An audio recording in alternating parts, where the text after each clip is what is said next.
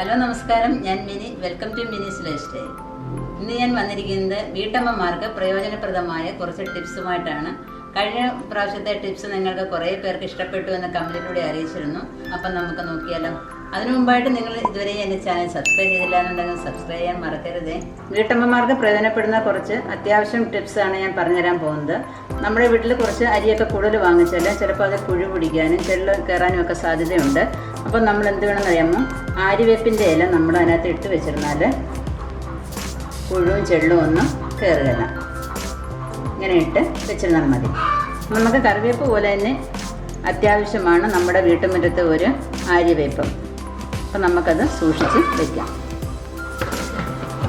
അടുത്ത ടിപ്സ്, ചെറുപയർ വാങ്ങിച്ച് വെച്ചാൽ അതിനകത്തും ചിലപ്പോൾ ചെള്ളൊക്കെ കയറാറുണ്ട്. അതിനകത്തും നമ്മൾ ആര്യവേപ്പിൻ്റെ ഇല ഇട്ട് വെച്ചേക്കാം. ഇട്ടങ്ങ് ഇതിൽ കിടന്നങ്ങ് ഉണങ്ങിക്കോളും. നമുക്കത് അടച്ചു വയ്ക്കാം. മൂന്നാമത്തെ ടിപ്സ്, നമ്മുടെ വീട്ടിലെല്ലാം ഉള്ളതാണ് ഉറുമ്പിൻ്റെ ശല്യം. നമ്മൾ പഞ്ചസാരയൊക്കെ വാങ്ങിച്ച് വെച്ചാൽ ചിലപ്പം നിറയെ ഉറുമ്പ് കയറുന്നത് കാണാം. ഉറുമ്പിനെ ഒഴിവാക്കാനായിട്ട് നമ്മൾ പഞ്ചസാരക്കകത്ത് 4-5 ഗ്രാമ്പു ഇട്ട് വെച്ചിരുന്നാൽ ഉറുമ്പ് വരികയില്ല.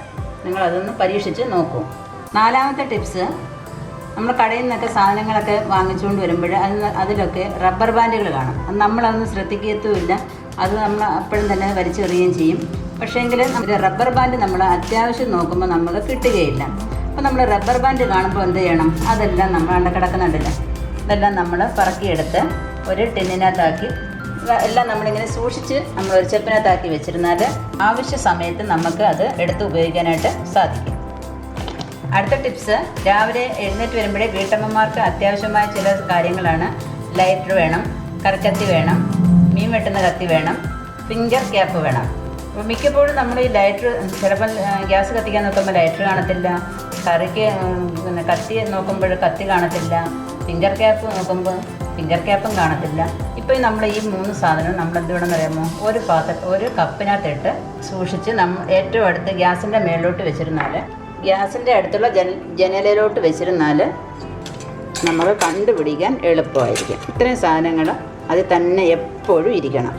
കണ്ടില്ലേ, നല്ലൊരു രസമുള്ള കപ്പൊക്കെ എടുത്താൽ ഉപയോഗമില്ലാത്തതുമാണെങ്കിൽ നല്ല അടുക്കളയ്ക്ക് ഒരു ഭംഗിയും കാണും. നമ്മുടെ സാധനങ്ങൾ പെട്ടെന്ന് നോക്കിയാൽ നമുക്ക് എടുക്കാനും സാധിക്കും.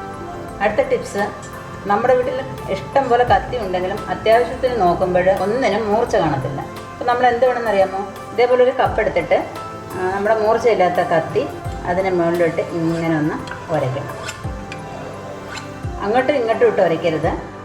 ഒരു സൈഡ് ആദ്യം ഉരയ്ക്കുക, പിന്നെ ഈ സൈഡ് ഉരയ്ക്കുക, പിന്നെ ഇത് ഉരയ്ക്കുക, ഇങ്ങനെ ചെയ്യാം. നിങ്ങളൊന്ന് പരീക്ഷിച്ച് നോക്കുക. അരകല്ലിലും കല്ലിലും ഒന്നും കൊണ്ടിട്ട് ഉരയ്ക്കാതെ ഇങ്ങനെ ചെയ്താൽ കത്തിക്ക് നല്ല മൂർച്ച കിട്ടും. അടുത്ത ടിപ്സ്, നമ്മൾ എവിടെയെങ്കിലും പോയിട്ട് വന്നാൽ നമ്മൾ സാരിയെന്നോ നമ്മുടെ ബ്ലൗസിനൊക്കെ പിന്നൂരിട്ട് എവിടെയെങ്കിലുമൊക്കെ അങ്ങ് വെച്ചിട്ട് നമ്മളങ്ങ് മറന്നു പോകും. പിന്നെ അടുത്ത പ്രാവശ്യം സാരി എടുക്കുമ്പോഴാണ് മോളെയും 2 പിന്നെടുത്തുണ്ടോ അല്ലെ മോനെയും 2 പിന്നെടുത്തുണ്ടോ എന്ന് പറഞ്ഞാൽ നമ്മൾ കിടന്ന് കൂക്കി വിളിക്കുന്നത്. അപ്പോൾ അതിൽ നിന്ന് നമ്മൾ ഒഴിവാകാനായിട്ട് വരുന്ന പാടെ നമ്മൾ എന്ത് വേണം, ആ പിന്നെല്ലാം ഒരു ചെപ്പിനകത്താക്കി നമ്മൾ സൂക്ഷിച്ച് വയ്ക്കണം. കണ്ടില്ല, അവിടെ എവിടെയൊക്കെ ജനൽപ്പടിയിലും കതകിൻ്റെ അടുത്തും മേശപ്പുറത്തും ഒക്കെ ആയിരിക്കും പിന്നെ കിടക്കുന്നത്. അതെല്ലാം നമ്മൾ വരുന്ന പാടെ ഒരു ചെപ്പിനകത്താക്കി വെച്ചിരുന്നാൽ പിന്നെ അടുത്ത പ്രാവശ്യം നമ്മൾ ബുദ്ധിമുട്ടേണ്ട കാര്യമില്ല. കണ്ടില്ലേ, ഇതിങ്ങനെ അടച്ച് നമ്മൾ ഒരുങ്ങുന്ന നമ്മുടെ സാരിയൊക്കെ ഇരിക്കുന്ന അലമാരയിലോട്ടങ്ങ് സൂക്ഷിച്ച് വെച്ചിരുന്നാൽ മതി.